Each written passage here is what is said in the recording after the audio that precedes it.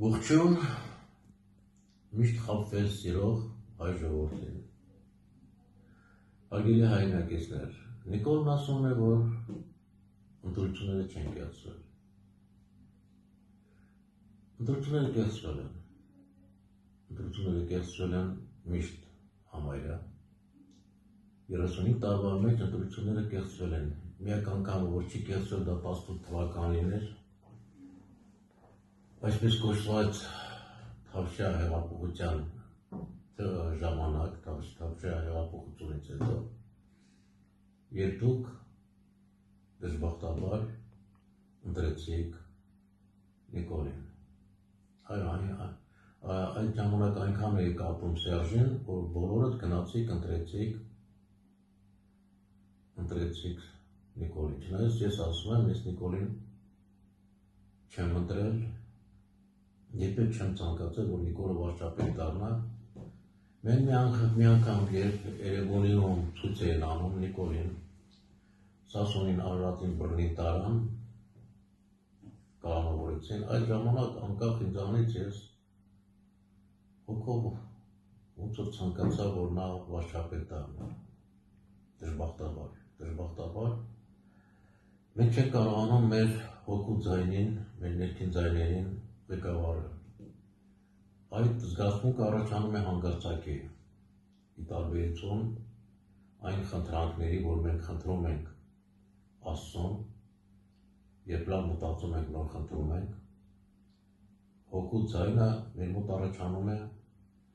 հանկարծակիորեն, դա մի վտանգավոր զգացմունք է։ Վտանգավոր է, որտեղ մենք չենք կարողանում այդ զգացմունքը սանձահարել։ Մի խոսքով, ես երբեք չեմ ցանկացել, որ Նիկոլը վարչապետ դառնա։ Ես 2003 թվականից միշտ ցանկացել եմ, որ ես դառնամ նախագահ ու վերջ, քանի որ ում ընտրեցինք, ժողովուրդ ջան, դուք ատեցիք, Լևոնին ընտրեցիք, ատեցիք, Վազգեններ ատեցիք, Քոչարյանն եկավ, ատեցիք, դրանից հետո ես որոշեցի, որ ես պետք է նախագահ դառնամ։ Մինչ այդ երբեք չեմ ձգտել պաշտոնի։ Ես դեռ կոմունիստների ժամանակ արդեն մեծ հարուստ էի դարձել։ Ես 27 տարեկան էի, երբ մի 50 տարեկան տղամարդ, երեկվապես հիշում եմ Ռուսաստանի Տափաստանում գտնվող մի բլուրի վրա էինք երկուսս էլ, նա լսել էր իմ մասին, ասեց տղա ջան, քանի որ հարստություն ունես, մտածիր իշխանության մասին։ Ես ասի, եթե հարստություն ունեմ, իշխանությունը ինչ եմ անում։ Բայց փաստորեն այդ մարդը ճիշտ էր։ Իշխանությունը մեզ պետք է մեր հարստությունը պաշտպանելու համար, մեր հայրենիքը պաշտպանելու, հզորացնելու համար։ Միայն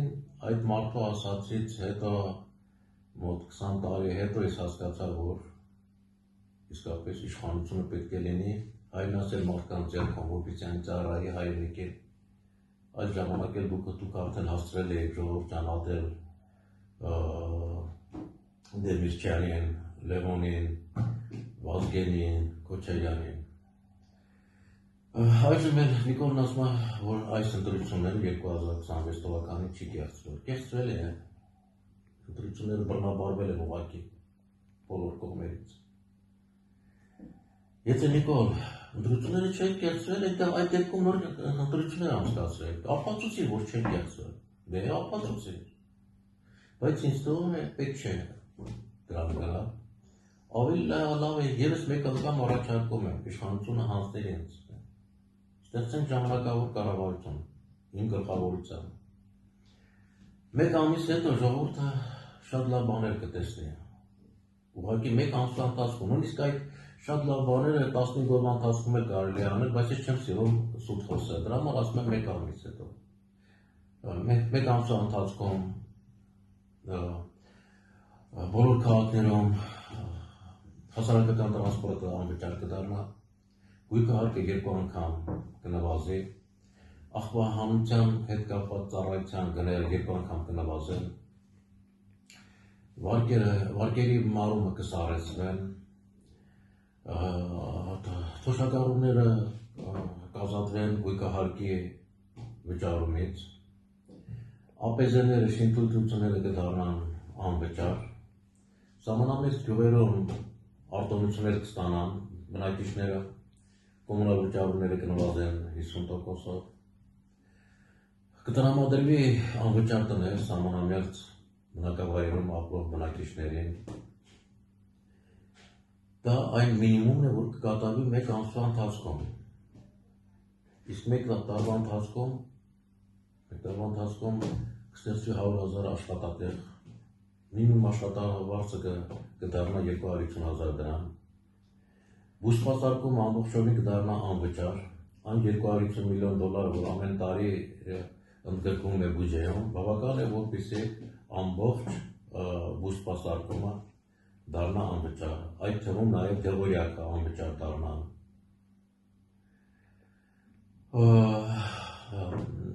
Բարձրագույն կրթությունը ամբողջովին անվճար կդառնա եւ այլ բաներ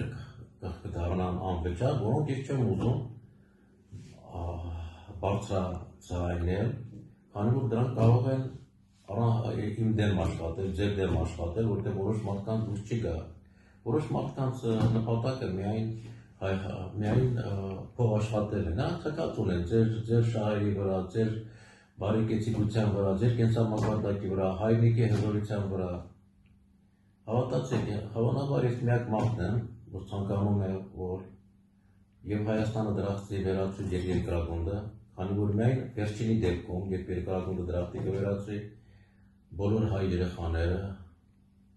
էլ վտանգ չեն տեսնի, վտանգի մեջ չեն լինի։ Այնպես որ եկեք եւս մի անգամ, եկեք ոտքի կանգնենք, պահանջենք Նիկոլից, որ նա իշխանությունը հանձնի ինձ, այսինքն ձեզ, քանի որ բազմից ես ասել եմ, որ այդ իշխանությունը ինձ հետ միասին, նաև նվիրյալ հայրենասերների հետ միասին ծառայելու է հայ ժողովրդին, այո, կան շատ նվիրյալ հայրենասերներ, որոնք չեն ձգտում իշխանության, որպեսզի իրենց համար փող աշխատեն, ես այդպիսի մարդկանց շատ գիտեմ, այդպիսի մարդկանց ձեր մեծ շատ կան։ Ինչ են կանում 1 միլիարդ դոլարները, եթե մեր երեխաները ամբողջովին ապահովված են ամեն տեսակի վտանգներից, աշխատանքով ապահովված են, ութապես ապահովված են, 1 միլիարդ ինչի համար, ինչի է պետք դիզել, երբ որ նորմալ մարդը միշտ աշխատում է քիչ խմել, քիչ ուտել, քիչ ման գալ, որպեսզի պրոբլեմներ չունենա, չի վանդանա, չծերանա, միշտ երիտասարդ մնա, այնպես որ եկեք եւս մեկ անգամ պահանջենք Նիկոլից, որ նա իշխանությունը հանձնի մեզ։